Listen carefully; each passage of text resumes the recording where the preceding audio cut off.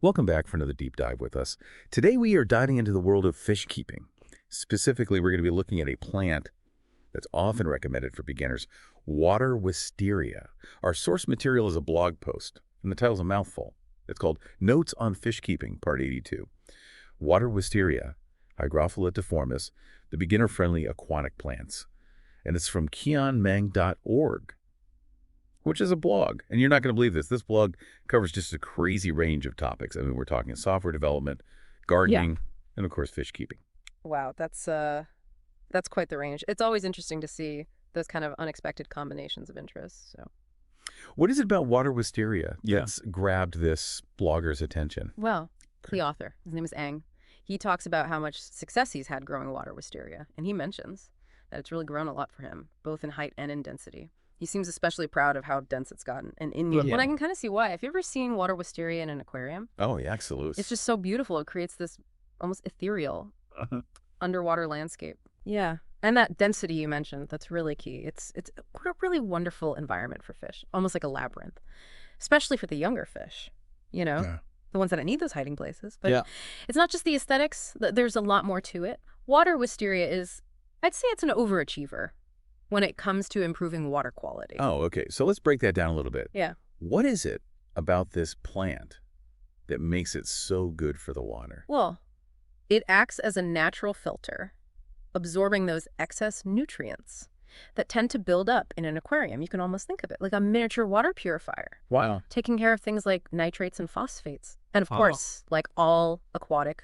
plants, it produces oxygen, which is obviously essential for your fish. So it's more than just a pretty face. It's really working hard to keep that whole aquarium healthy. And I should mention, too, Ang is planning to use Water Wisteria as the base for like a full-blown underwater garden. Yeah. And then he's going to introduce a variety of fish. Oh, wow. That's an awesome approach. Starting with a strong plant base like that. Yeah. With the water wisteria. It's like setting the stage for a balanced ecosystem, It's like, if you think of it like building a house, you need a solid foundation before you can start decorating. I love that analogy. And speaking of building a foundation, let's talk about why water wisteria is so often recommended for beginners. The title of the blog post even calls it beginner friendly. Right. Well, I think one of the main reasons is its adaptability. It can tolerate a pretty wide range of water conditions. Right. Which is such a huge plus for new fish keepers who are maybe still getting the hang of things like, temperature and pH levels. Right. Definitely more forgiving than some other aquatic plants that need very specific parameters to thrive.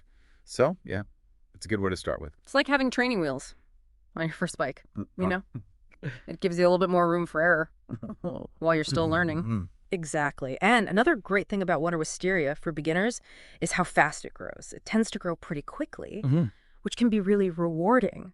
When you're just starting out, you get to actually see those results. Yeah. Those tangible results of your efforts. Yeah.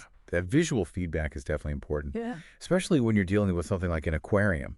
It's such a dynamic ecosystem. Now, this blog post, it only kind of scratches the surface of what Ang has to say about fish keeping. Remember, this is Notes on Fish Keeping, Part 82. So clearly, he's a lot more to share. Wow. 82 parts. That's amazing. That really shows his passion for the hobby. Yeah. And, I think it speaks to a larger point about fish keeping in general. It's not just about having a pretty tank, and you're sitting there in your living room. It's really about creating a thriving miniature world. Yeah. Understanding the delicate balance of life within that space. And almost like having a little piece Yeah.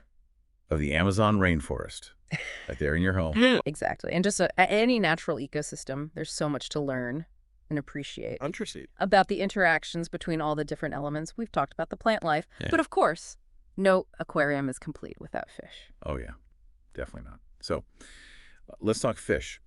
If someone's thinking about adding water wisteria to their tank, what kind of fish would be good companions, good roommates? Water wisteria is pretty versatile, so you have some options. But I'd say there are definitely some species that would be particularly happy in its company, Yeah. Some of the smaller, peaceful fish like tetras, rasboras, daniosis. Those would be great choices. They'll love swimming in and out of all that dense foliage. And growl, they won't disturb the plant's leaves. So we're going for like a peaceful community vibe, not like Yeah. a Shark Tank situation. Exactly, you know? And it's not just about temperament either. You also have to consider the size of the fish. You wouldn't want to put a really large, Ooh. boisterous fish, like an Oscar, in with delicate water wisteria. They could really damage it.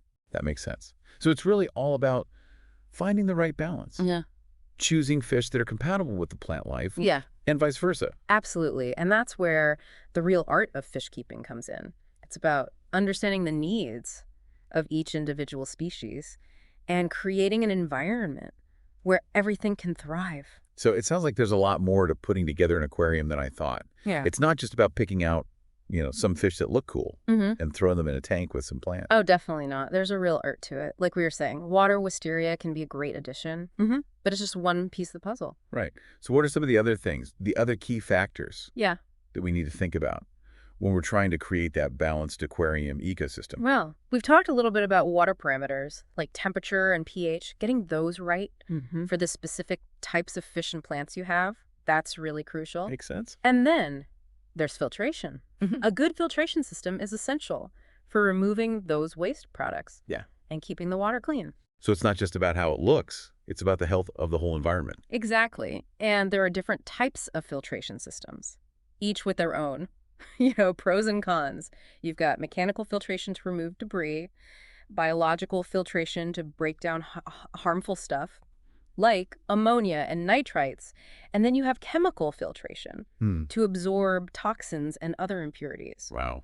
It's a whole science. Yeah, it really is. Yeah. And then, of course, you have to think about the social dynamics of the fish you choose. Some species are naturally more aggressive than others. And you don't want to create an environment where, some fish are constantly being bullied. Right. So it's kind of like putting together a dinner party. You want to make sure you're inviting guests that'll get along and create a pleasant atmosphere for everybody. Exactly. It's all about compatibility, creating that harmonious environment where everyone can thrive. Well, this has been really, really insightful. We started with a simple blog post about water wisteria, and we ended up exploring so much more. Yeah, that's the beauty of a deep dive, right? You never know where it's going to take you. Exactly. So Yeah. for our listeners out there who might be inspired to start their own aquarium adventures, what is one key takeaway that you would leave them with?